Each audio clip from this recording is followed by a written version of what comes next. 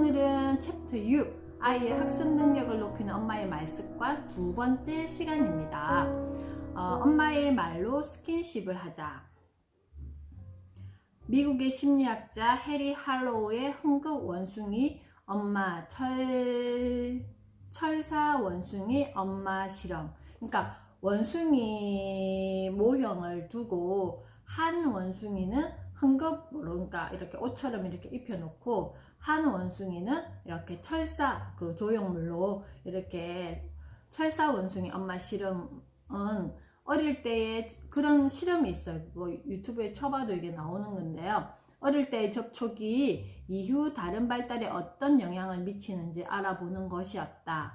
구체적으로는 정서, 사회성, 인지 능력에 미치는 영향에 관해서였다.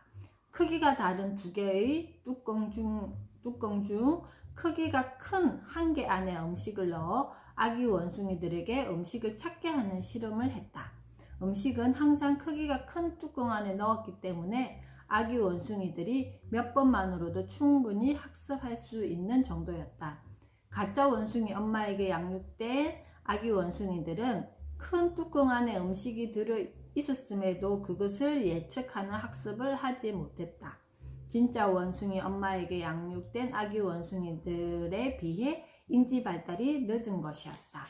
이 실험은 부드러운 접촉이 정서와 사회성에 영향을 줄 것이라는 예상을 정확히 증명했을 뿐만 아니라 일방적 접촉은 한계가 있으며 따뜻한 스킨십이 학습에도 영향을 미친다는 놀라운 결과를 가져왔다.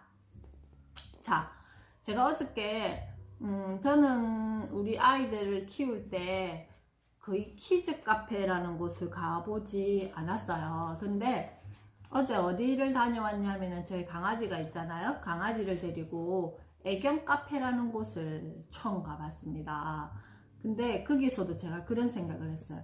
아이들을 놀게 해주기 위해서 우리가 키즈 카페도 가고 뭐 강아지를 키우는 사람들은 애견 카페도 가고 이래서 사회성을 길러주기 위해서 그런 장소를 택한단 말이에요. 그리고 어린이집이라는 곳도 오고 유치원이라는 곳도 오고. 그렇지만 여기서 말했죠. 이 실험에서도 부드러운 접촉이 정서와 사회성에 영향을 줄 것이다. 그런 어떤 장소를 제공해서 친구들을 만나고 나와 다른 아이들을 만나서 사회성이 길러지는 것도 물론 있겠죠. 그렇지만 이 정서가 완전하게 만들어지지 않으면 그거는 오히려 더 부작용이 일어난다라는 거예요. 그래서 강아지도 마찬가지, 우리 아이들도 마찬가지, 엄마와의 애착관계에 정서적인 어떤 연결고리가 완성되지 않으면 나중에 오히려 그런 곳에 가서 오히려 더 부작용이 일어난다라는 거예요. 근데 거기 가서 뭐 친구들을 만나줘서 아이가 사회성이 길러져가 아니라 그곳에서도 어떻게 이 보호자와 엄마와 관계를 하는지, 정서적인 사회관계, 정서적인 관계를 하는지에 따라서 아이가 어떤 장소에 가서가 중요한 게 아니라 엄마와 어떤 관계를 하느냐가 굉장히 중요하다는 것을 저도 또 느꼈습니다. 그래서 평소에 우리 아이들에게 엄마가 막 조금 조바심 생기잖아요. 아이가 연령이 올라갈수록 이거는 뭐 못하는 게 아닐까? 우리 아이가 저 아이보다 좀 뒤처지는 게 아닐까? 그랬을 때 한번 거꾸로 한번 생각해 보세요. 남의 집 아이와 비교하지 마라를 철칙으로 두지만 우리가 이렇게 여러 아이들을 친구들을 만나고 하면 비교가 되잖아요. 그럴 때 그 아이의 어떤 모습, 그 아이가 잘하는 게 자꾸 눈에 들어와요. 우리는. 그렇지만 거꾸로 한번 생각해 보세요. 그 아이의 엄마가 어떤 모습으로 아이에게 대하고 있는지를 한번 봐주세요. 그랬을 때 나는 어떤 시선으로 어떤 말투로 내 아이에게 대하고 있는지를 역으로 생각해 주셔야 돼요. 그래서 아이의 어떤 결과적인 거, 어떤 인지 발달이나 이런 것들, 쟤는 뭐 벌써 한글을 다 읽어? 뭐 이런 것들 가지고 뭐 시험 점수를 그만큼 받았어? 이런 게 중요한 게 아니라 이 엄마가 아이와 어떤 관계가 형성되어 있는지, 그랬을 때 엄마는 아이에게 어떻게 대하고 있는지를 한 번 더 생각해 보시면 훨씬 더 빠른 출구를 찾을 수 있을 것 같습니다. 그래서 오늘 우리가 읽을 내용이 그런 내용입니다. 아이의 인지 발달을 돕는 엄마의 말, 우리 누구누구 안아보자. 이 말은요, 제 둘째나 우리 둘째가, 작은 아이가 이런 말 엄청 많이, 엄마가 꼭 한번 안아주면 내가 기분이 좋을 것 같아. 그래서 하루에 뭐 어제 같은 날도 주말에 같이 있으면 아침에 일어날 때 엄마 꼭 안아줘. 그리고 저녁에 어젯밤에도 엄마 나를 꼭 안아주면 내가 빨리 가서 샤워할 수 있을 것 같아. 막 이런 표현을 한단 말이에요. 그래서 이런 어떤 아이와 함께 스킨십이라는 게 아이들에게는 또 매우 좋은 영향력을 주고, 그거는 나이와 관계없습니다. 그래서 할로우의 실험은 이미 널리 알려진 연구다. 철사 원숭이 엄마에게는 우유병이 있어 아기 원숭이는 배고플 때 언제든지 먹을 수 있었다. 반면 헝겊 원숭이 엄마는 헝겊의 부드러운 느낌 말고는 아기 원숭이에게 아무것도 주지 못했다. 갓 태어난 아기 원숭이는 배고플 때만 제외하고는 부드러운 느낌을 주는 헝겊 원숭이 엄마와 지냈다. 스킨십이 중요하다는 사실을 보여주고 엄마의 역할에 대한 주요한 시사점을 제시하는 실험이었다. 애착에 대한 이야기를 할 때마다 언급되는 할로우의 실험을 찬찬히 살펴보면 몇 가지의 의미 있는 가정을 해볼 수 있다.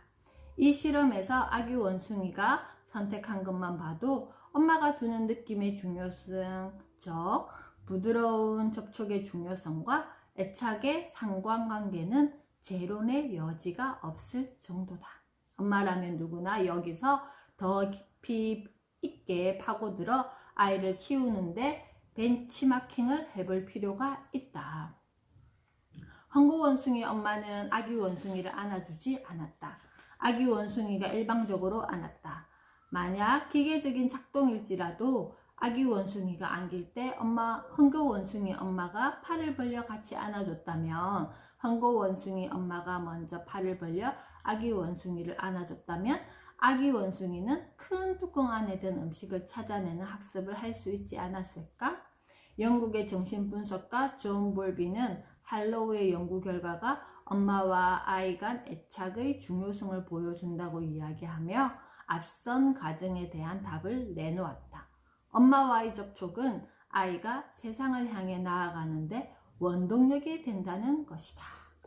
자, 이거예요. 엄마와의 접촉은 아이가 세상을 향해 나아가는데 원동력이 된다는 것이다. 우리가 눈에 보이지 않지만 이 엄마가 주는, 아이에게 주는 이 에너지는 아주 대단한 힘을 가지고 있어요. 그래서 다시 말해 엄마와의 접촉을 통해 아이는 세상을 인식하며 이것을 바탕으로 세상과 상호작용을 해 나가기 때문에 발달과 긴밀한 관련이 있다는 것이다. 우리가 요즘에 젊은 엄마들이 아이를 안을 때 어떻게 하나요? 이렇게 앞으로 매는 띠를 매죠. 근데 예전에 우리 엄마들, 저 큰아이 키울 때만 해도 포대기를 사용했어요. 포대기 아시죠? 이렇게 등에다가 이렇게 얹고, 저도 큰아이 키울 때는 포대기를 사용하면 양손이 자유로워요. 그래서 집안일을 하는데, 아이를 업고 집안일을 하거나 뭘 할 때 굉장히 편리하단 말이에요. 그래서 포대기에 대한 연구 결과가 있어요. 미국에서 한참 뉴욕에서 한국의 포대기가 열풍이었던 적이 있어요. 그 이유가 뭔지 아세요? 포대기를 했을 때 이 위치가, 아이를 업는 위치가 어때요? 엄마의 심장과 아이의 심장이 맞닿아 있다라는 거예요. 그리고 더 중요한 것은 이렇게 아이를 앞으로 안았을 때는 어때요? 아이가 여기만 보이잖아요. 근데 아이를 포대기로 업었을 때는 엄마의 시선과 어때요? 아이의 시선이 같다라는 거예요. 그래서 항상 둘이서 같은 곳을 볼 수가 있어요. 그래서 이 포대기에 대한 실험이 굉장히 큰 어떤 성과를 얻었었는데, 요즘에 우리 젊은 엄마들은 좀 업었을 때 모양새가 그래서 그랬나? 좀 이렇게 어깨, 훨씬 저는 그때 큰아이 키울 때 포대기가 편했어요. 근데 또 둘째는 또 제가 막 일을 하면서 아이를 제가 직접 이렇게 돌 때까지 키우고 또 봐주시는 엄마가 있었기 때문에 좀 이렇게 포대기라든지 이런 걸 좀 덜 했었는데, 하여튼 포대기가 엄마와 영아기의 아이들, 엄마와의 애착관계에 굉장히 중요한 역할을 하고요. 그리고 우리 그 옛날에 아이들을 키웠을 때 뭐 잼잼잼잼 도리도리 도리도리 짝짝꿍 짝짝꿍 곤지곤지 곤지곤지, 우리 태어났을 때 아이들 뭐 이렇게 손 위에 올려놓고 또 막 이렇게 하기도 하고, 그건 어때요?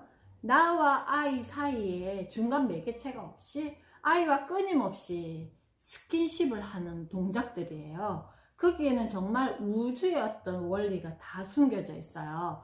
근데 지금 아이들은 태어나면 어때요?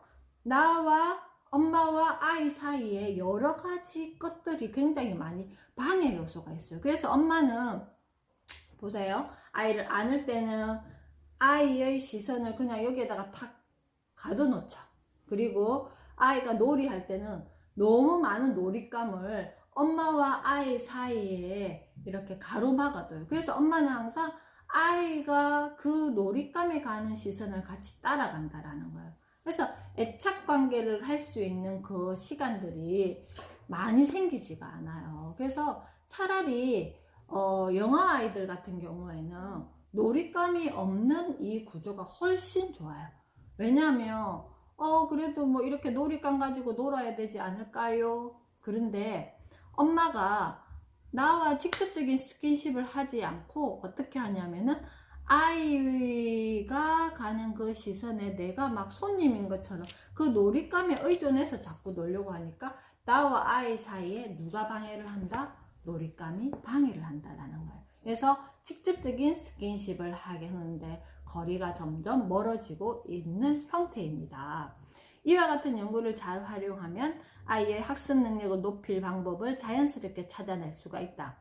결국 우리 아이가 다음에 뭔가 집중도 잘했으면 좋겠고, 뭐든지 자기가 할 때 열심히 했으면 좋겠고, 이렇게 했으면 좋겠는데, 그럼 그때 돼가지고 내가 뭐 선행학습을 많이 시키고 조기교육을 시켜가지고 우리 아이를 똑똑한 아이로 만들어야지가 아니다라는 거예요. 아이가 어릴 때부터 엄마의 친밀한 스킨십에 따뜻한 말을 덧붙이면 더할 나위 없이 좋을 것이다. 아이의 인지 발달을 돕고 했죠. 학습 능력을 높이는 엄마의 따뜻한 말은 다음과 같다. 우리 누구누구 안아보자. 이것이 어떤 비싼 교구나 어떤 비싼 책보다 훨씬 더 좋은 아이의 정서 발달, 사회성 발달, 그리고 인지 발달을 도와준다라는 거예요. 이 말로 인해 아이는 세상을 탐색하고 배워나가는 학습의 초석을 마련할 수 있을 것이다. 그만큼 엄마의 에너지가 아이에게는 세상을 향해 나아가는데 원동력이 된다라는 거예요. 엄마의 품에서 안정감을 느껴 세상을 긍정적으로 바라보게 된 아이가 안아보자, 사랑해 등과 같은 말을 듣게 되었을 때 어떤 결과가 나타날지 굳이 예상해 볼 필요도 없이 명확하다. 엄마는 아이의 학습 능력을 쑥쑥 향상시키는 말을 어떻게 해야 된다? 아끼지 말아야 한다. 우리가 이런 말은 많이 아껴요. 자, 이거 별표 한 3개 하겠습니다. 아끼지 말아야 한다. 아이의 학습 능력 향상을 돕는 엄마의 말, 어쩌면 이렇게 사랑스러울까? 이런 말 계속 하시죠? 이거는 연령 제한이 없어요.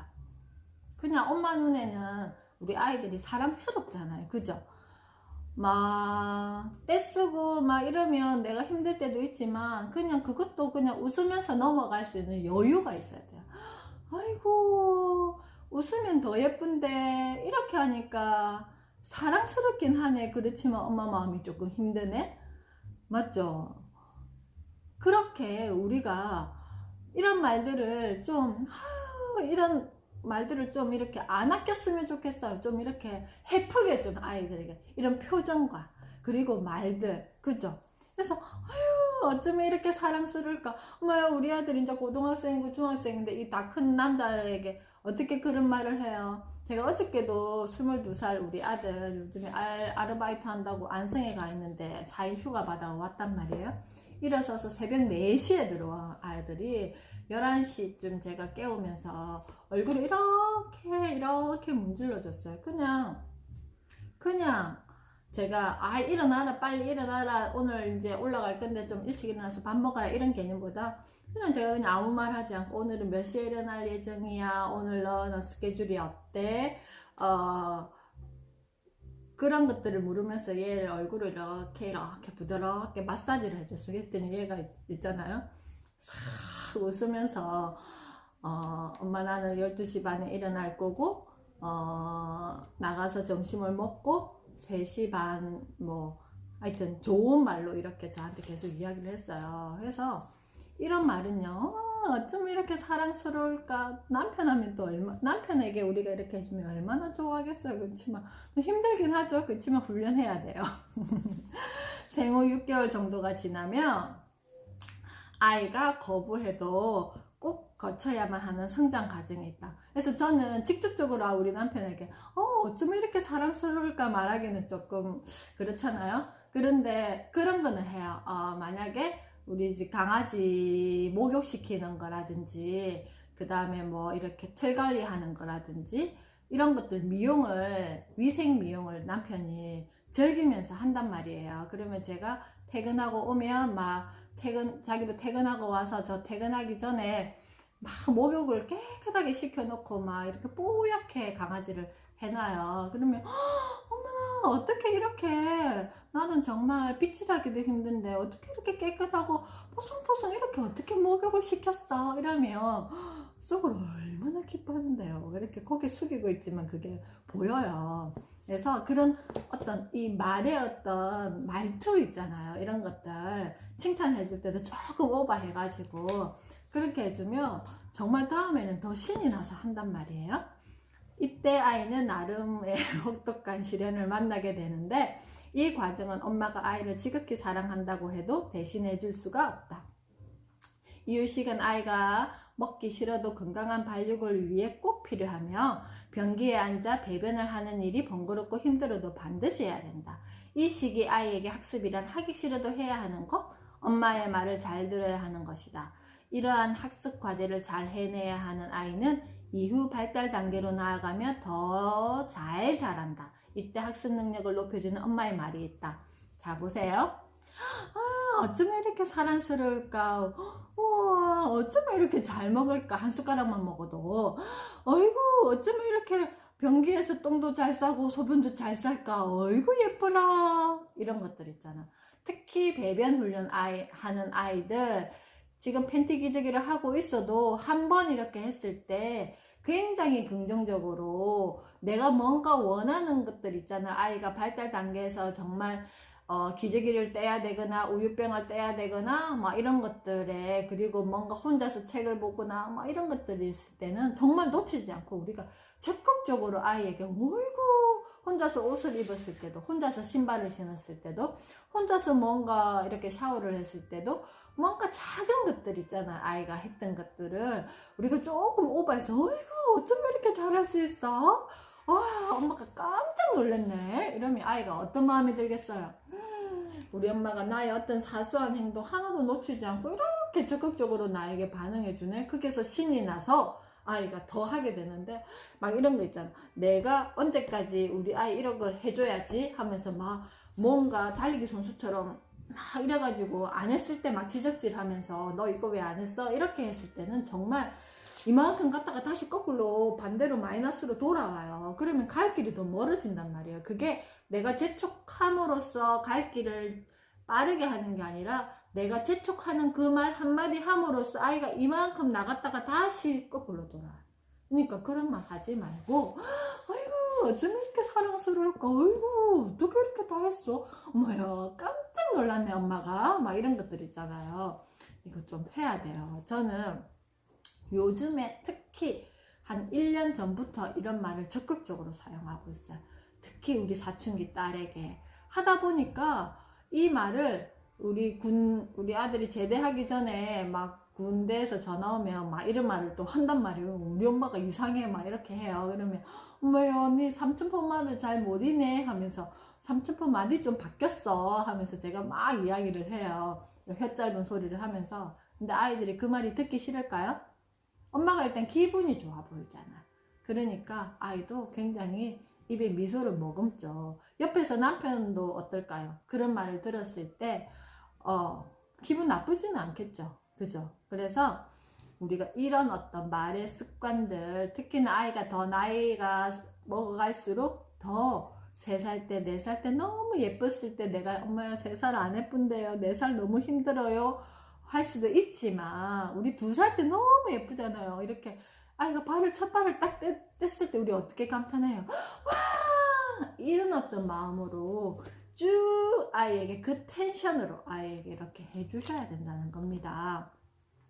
영유아기 아이에게 엄마는 습관처럼 말해야 된다. 어쩌면 이렇게 사랑스러울까? 아이가 때가 되면 변기에 앉아 힘을 주고 놀고 난 후에 장난감을 정리하며 먹고 나서 양치질은 어떤 순서로 하는지 등 세상의 규칙과 발달에 필요한 지식을 학습해 나간다. 뭘 통해서? 엄마의 이 말에 의해서 이 시기에 학습이 잘 이루어지면 대근육 및 소근육 발달은 물론 양말에는 짝이 있고 옷에 달린 단추는 1:1 대응이며 신발에는 좌우가 있다는 사실을 알게 된다. 이때 엄마의 말도 아이의 마음을 험뿍 어루만져 주는 것이다. 우와, 옷도 잘 입네. 우와, 신발도 잘 신네. 아이고, 어쩌면 이렇게 정리도 잘할까? 어이구, 이게 마지막에 어휴 어쩌면 이렇게 사랑스러울까까지. 그래서 제가 아침에 차량 탈 때 제가 타는 차에는 영아반 친구들이 많아요. 어린이집 친구들이. 그래서 제가 항상 이구 우리 누구 자리 어디고 벨트 똑깍 소리 났어요. 어이구 잘했네. 이런 주임새 제가 많이 해요. 그래서 또 그런 거 하죠. 신호등 기다려야 될 때 앞에 있는 친구들에게 지금 신호등 빨간불이라서 차가 기다리고 있어. 자, 신호등이 초록불이 바뀌면 선생님 출발하세요 라고 이야기해줘. 그러면 선생님이 이렇게 안전하게 출발할게. 그 아이들이 그 말을 이렇게 할 수 있겠어요? 이제 말문이 트이는 시기인데. 그렇지만 그런 어떤 긍정적인 게 너의 역할이 있고 너의 자리가 있고 너가 이렇게 했을 때 선생님이 이렇게 추임새를 해주는 거. 와, 똑같은 소리 잘했어.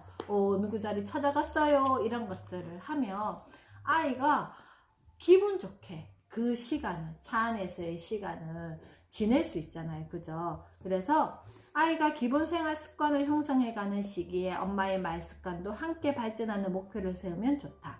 아이는 엄마의 따뜻한 말을 들으며 편안한 분위기에서 눈을 맞추고 웃으면서 정서 발달을 해나간다. 그리고 이러한 정서 발달은 지금과 앞으로의 공부를 좌우할 인지 발달로 이어진다. 공부를 잘하는 아이, 학습할 때 눈을 반짝이며 흥미를 보이는 아이로 키우고 싶다면 엄마가 먼저 눈을 반짝이며 아이를 향해 이렇게 말해야 된다. 아, 어쩌면 이렇게 잘 놀까? 어쩌면 이렇게 잘 뛸까? 어쩌면 이렇게 잘 웃을까? 감탄사를 넣어 아이와 관련된 모든 상황과 행동이 놀랍다고 표현해 주는 것이다. 이런 말을 듣고 자란 아이는 언젠가 엄마가 이런 말을 하게 만들 것이다. 어쩌면 이렇게 밤늦게 앉아서 공부를 열심히 할까? 아이가 스스로 공부하게 만드는 엄마의 말. 넌 세상의 축복이란다. 우리 이런 말 많이 아이에게 해줘요. 넌 세상의 축복이란다. 우리가 아이를 출산했을 때 이런 마음이었잖아요. 손가락 몇 개예요? 발가락 몇 개예요? 이렇게 하면서 우리가 축복을 얻은 느낌으로 아이를 맞이했잖아요. 그런데 정작 이런 말을 아이에게 이렇게 많이 해주지 않고 있죠. 그래서 이런 말을 어떻게 자연스럽게 아이에게 해줄 수 있어야 된다라는 거예요. 아이의 능력이 세상에서 널리 쓰이는 것이라 바라면서 엄마가 할 수 있는 최고의 말이 바로 넌 세상의 축복이란다. 공부는 왜 하는가? 아직 아이가 공부의 정의와 목적을 정확히 모른다고 해도 공부는 해야 하는 것이며 중요하다는 것쯤은 어렴풋이 안다. 왜 공부를 해야 하고 중요한지 논리적으로 설명하기 전에 아이가 어렸을 때부터 너는 세상에 꼭 필요한 사람이야.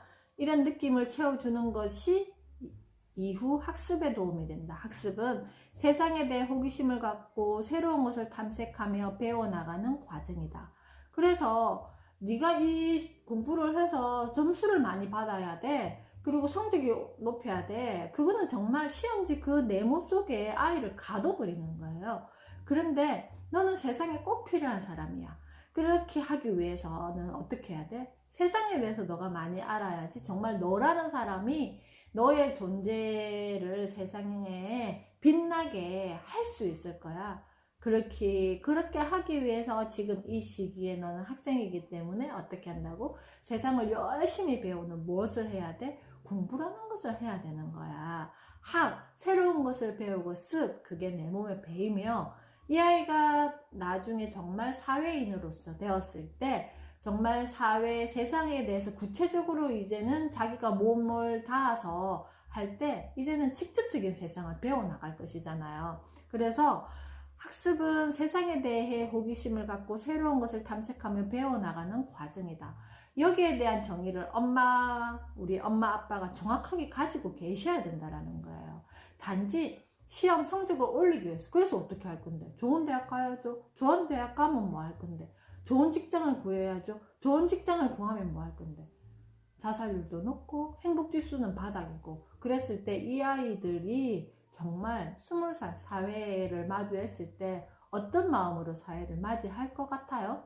그래서 항상 20살이 되었을 때 우리 아이는 어떤 모습으로 성장하기 위해서 나는 지금 우리 아이에게 무엇을 도와줘야 될까를 꼭 명심하자고 이야기했잖아요. 새로운 것이 부담스러운 것이 되어버린 아이에게 매 공부 시간은 고통스럽다. 공부는 정말 중요해. 새로운 것을 배우면 힘들기 때문에 예습과 복습을 철저히 해야 간신히 따라갈 수 있을 거야 라는 엄마의 말은 학습에 부담을 줄 수 있다. 자, 그렇게 하기 위해서 공부는 어떻게 해야 돼? 공부 시간에 집중이 잘 안 되고 예습하기가 싫다. 엄마는 배운 내용을 바로바로 복습해야 잊지 않는다고 하지만 아이는 마음속으로 거부하며 생각한다. 지겨운 공부 시간에서 겨우 벗어났는데 쉬는 시간에도 공부를 하라고? 싫어. 놀 거야. 아이가 학교에서 지내는 시간을 요약하면 공부로 시작해서 공부로 끝난다. 공부 시간을 기다리는 아이를 기대하기는 어렵지만 최소한 40분 동안은 공부와 공부하는 자신에게 집중해야 공부 시간이 지겹지 않다. 여기서 중요한 것은 자신에게 집중하는 것이다. 내가 무엇을 지금 하고 있으며 나는 지금 무엇을 몰랐고 나는 지금 무엇을 알아가고 있는지 자신에게 집중할 수 있어야지 어떻게 내가 지금 무엇을 하고 있는지를 알아갈 거잖아요. 그죠? 그것도 모르고 그냥 기계처럼 공부하는 아이가 되면 되지 않잖아요. 그래서 이런 마음의 바탕이 바로 나는 어떤 사람, 세상에서 축복받은 사람이야 라는 확신이 있어야지만 어떻게 세상에서 나는 꼭 필요한 사람이구나를 알게 된다라는 거예요.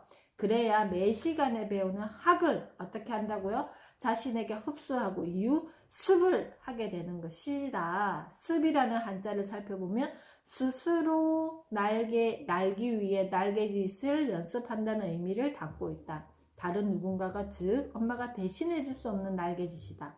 반드시 스스로 해야 한다. 이제 공부라는 창공을 향해 크게 날개짓을 하며 나아가야 하는 아이에게 공부 좀 해라. 다 너를 위해 하는 거야 라는 엄마의 말은 반감만 일으킬 뿐이다. 무의미한 말 대신 이런 말 하지 말고요. 이거는 정말 하고 싶어도 내가 입을 꾹 닫아야 돼요. 이런 말 하지 말고요. 어떤 말 한다고요? 자, 여기 별표 정말 몇 개 할까요? 한 5개 해둘까요? 세상이 너를 필요로 해. 넌 세상의 축복이란다. 돌아서서 내가 잊어버릴 것 같으면 이것도 냉장고를 이용하세요. 냉장고 앞에 붙여 넣으세요. 세상이 너를 필요로 해. 그래서 넌 세상의 축복이란다. 이 말은 의식적인 연습이 필요한 말이다. 그죠? 엄마 스스로가 이 말의 진정성을 확신해야 할 수 있는 말이기 때문이다. 그래서 제가 오늘 이렇게 기사를 하나 준비했는데요. 제가 아는 지인도 이런 일을 경험했어요. 아이가 정말 공부를 잘해요. 정말 공부를 잘하고 저기 어디야 중학교를 여기에서 좀 떨어진 곳에 정말 100대 1 정도의 경쟁률이 있는 그런 중학교를 갔어요. 기숙형이었고요. 거기에서 아이가 거기서 역시 공부는 잘했어요. 근데 이제 혹시나 이제 사춘기 아이니까 엄마가 몸을 매일 아이를 이제 오면 일주일에 한 번씩 데리고 몸을 씻겨준단 말이에요. 씻겨줬는데 아이의 몸에 뭐가 있었냐면 자해한 흔적이 있었어요. 여기 보면 화나고 불안한 마음 다독일 방법을 몰라 몸에 상처 낸다. 아직까지 우리 아이가 3살이고 아직까지 우리 아이가 4살. 그치만 청소년기의 아이들은 이런 마음의 병을 얻어요. 내가 자살하고 싶다가 아니라 비자살성 자해예요. 이 답답한 마음을 어떻게 할지를 몰라 내 몸에 자해를 한다라는 거예요. 그런 청소년들이 굉장히 많아요. 그래서 깜짝 놀라서 아이에게 물어봤더니 엄마 처음에는 말 안 하겠죠. 마음을 꽉꽉 닫고 있는 거예요. 근데 나중에 이렇게 물어보니까 이 아이가 공부를 잘하고 거기에는 기숙사 방 배정을 할 때 상급방, 그러니까 1학년, 2학년, 3학년 이렇게 배정을 하는데 공부를 잘하고 얘가 원만하게 학교 생활을 하니까 3학년, 2학년들 중에서도 공부를 좀 잘하는 아이들과 있는 방이었는데 이 위에 아이들이 굉장히 스트레스성 어떤 이런 행동들을 굉장히 많이 했던 거예요. 근데 이 아이 꾹꾹 참는 거예요. 왜냐면 나는 착한 아이니까. 그래서 그거에 대한 어떤 답답한 마음을 풀지 못하니까 자해를 하는 거예요. 죽고 싶지 않지만 나쁜 기분이 풀린대요. 그래서 자해 상담 청소년이 2년 새에 4.7배가 늘었대요. 커트칼로 손목을 긋는 15세 아이들, 그러니까 이 중학교 시절의 아이들이 많은데요. 자, 이랬을 때 엄마가 어때? 우리가 맨 마지막에 했던 말 있잖아요. 넌 세상의 축복이야. 너 세상에 어때요? 이런 말들을 계속 해줬을 때 아이가 나는 정말 필요한 사람이구나. 나는 세상에 필요한 사람이구나. 내가 공부를 왜 하는지에 대한 어떤 정의가 생길 거잖아요. 반복 자해를 반드시 치료해야 한다고 되어 있고요. 여기에는 치료 방법이 뭐냐 하면요. 2가지의 어떤 이 아이의 감정도 수용하고 어떤 행동에 대한 변화도 주기 위한 4가지의 방법을 훈련 방법이 실시한다라고 하는데요. 잘 들어보세요. 자신의 나쁜 감정을 알아차리고 그 감정에 이름 붙이기. 자, 이거는 우리도 마찬가지예요. 우리도 평소에 어떤 나의 감정을 조절하기 위해서 나의 어떤 나쁜 감정이 일어났을 때는 나의 나쁜 감정을 알아차리고 그 감정에 이름을 붙여보는 거예요. 불안인지, 고민인지, 뭔가 속상한 건지, 내가 슬픈 건지, 이런 거에 대한 내 감정에 이름을 붙여보고 나쁜 감정을 변화시키는데 방해가 되는 요소를 파악하기. 내가 매일 어제와 같은 오늘을 살아서 그런가? 나에게 즐거운 일이 없어서 그런가? 내가 뭔가에 지금 스트레스를 받고 있는 건가? 자, 거기에 대해서 요소를 알아차려야 돼요. 누가? 학습도 스스로 하는 것처럼 감정에 대해서 알아차리는 것도 내가 할 수 있어야 된다는 거예요. 그래서 감정에 영향받는 빈도를 줄이기. 무언가 요소가 있다면 그 요소에 대해서 부딪히지 않게 그 빈도를 줄인다는 거예요. 그래서 긍정적인 감정을 느끼게 만들어주는 일을 늘리기. 뭐 운동을 한다든지 가볍게 햇빛 받으면서 걷는다든지 아니면 그냥 내가 좋아하는 것을 뭐 커피를 좋아하면 커피를 한 잔 마신다든지 아니면 좋아하는 음악을 듣는다든지 뭐 요즘에는 뭐 이런 거 있잖아요. 뭐 여러 가지 나의 어떤 취미들을 하나씩 2개씩 만들어 가야 된다라는 거. 뭐 청소 저는 청소할 때 좀 무념무상으로 하거든요. 그런 거. 그러면, 그냥 눈에 머리카락 보이면 그냥 가서 청소기 밀고 막 좀 이렇게 하는 편인데, 그럴 때 좀 생각이 멍 때리는 시간이에요. 저는 솔직히. 그리고 설거지 할 때 부엌에 있는 시간에 저희 공기계에 이렇게 블루투스 스피커 연결해가지고 좋아하는 TV 채널 많이 본단 말이에요. 그런 것도 사실 저도 멍 때리는 시간이에요. 손만 움직이면 되대. 뭐 부엌에서 제가 뭐 열정적으로 막 이거를 하지는 않잖아요. 그죠? 그냥 항상 습관적으로 하던 일이니까 그거 보면서 그냥 가만히 앉아서 텔레비전 보는 거는 저는 좀 힘드니까 그렇게 하면서 제가 좀 멍 때리면서 즐거운 에너지를 넣는단 말이에요. 그런 것들이 있어야 돼요. 그래서 우리 아이들에게 이제는 외에 대한 어떤 거 엄마가 생각하면서, 자, 세상이 너를 필요로 해. 넌 세상의 축복이란다.